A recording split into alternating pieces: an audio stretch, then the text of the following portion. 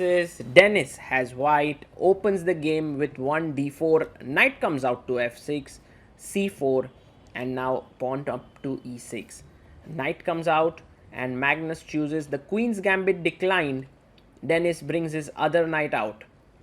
Magnus has a variety of options to choose here. He goes for the semi-Slav with c6, and white can go for sharp lines with bishop g5.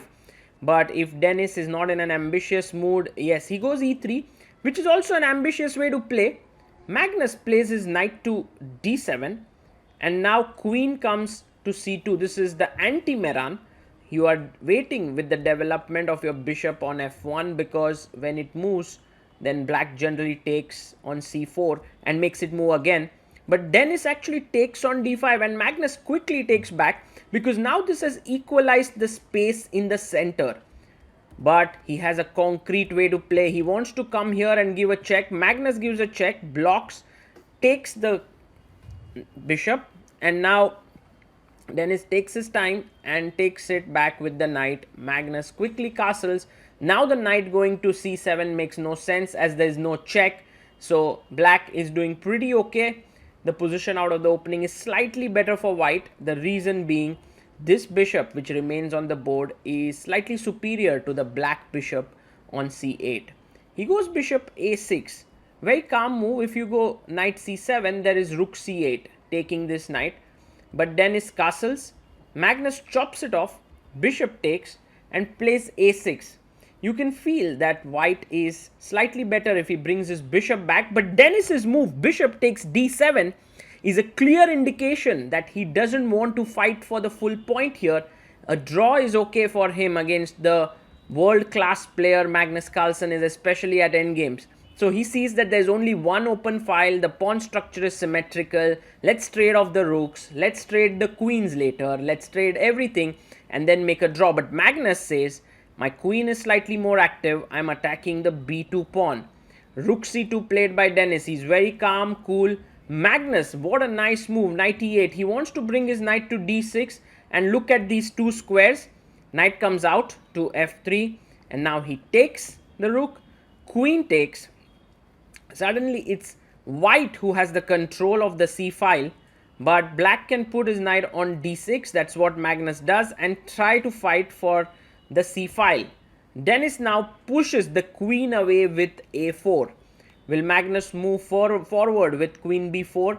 Maybe not, because then knight e5, queen c7 could be dangerous. So he goes queen e8, and now Denis enters the position with queen to c7, attacking the knight and also the pawn. So Magnus quickly offers his queen for an exchange, and Denis can now simply take it, or he can actually bring his rook to c1 to defend the queen.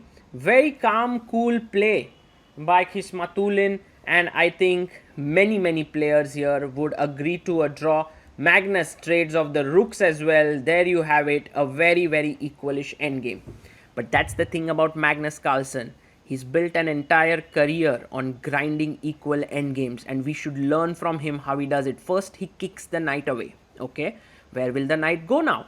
The knight goes back to d3, a fine central square.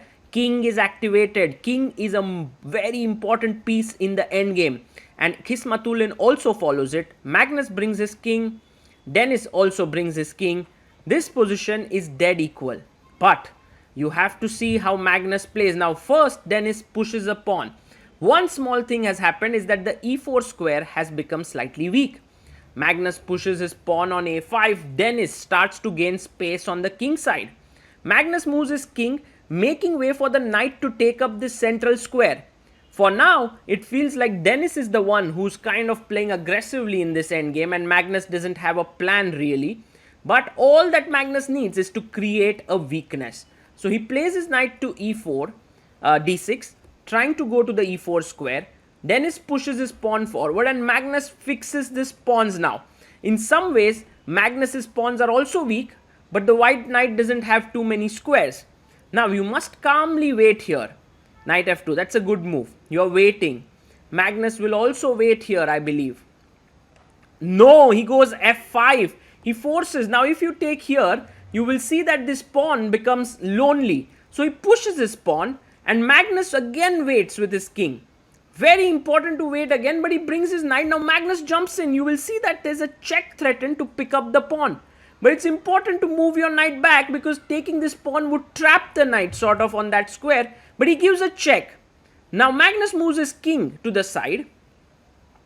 And if you take here, g takes h6, the beauty now, which I think Khismatullin completely missed, is that after a check here, king here, knight takes pawn, king f8 or f6, the knight is trapped.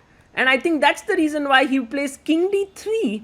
But now you will notice that while black can calmly chop off the pawn here and come back with his knight, white can never take this pawn because it traps his knight. What a unbelievable turnaround here from a dead equal position. Magnus is now completely winning, and it changed in a matter of few moves. How does Magnus Carlsen do it? Well, he creates weakness. He sometimes entices his opponent to push the pawns. He just understands endgame so well. Now he pushes the pawn. Khismatullin says, hey look, I'm stopping your pawn. There's no way for you to push it forward. But Magnus reorganizes his pieces. He first brings his knight to the center of the board. King moves back. And now he goes knight. Where is he going with his knight? Knight to f6.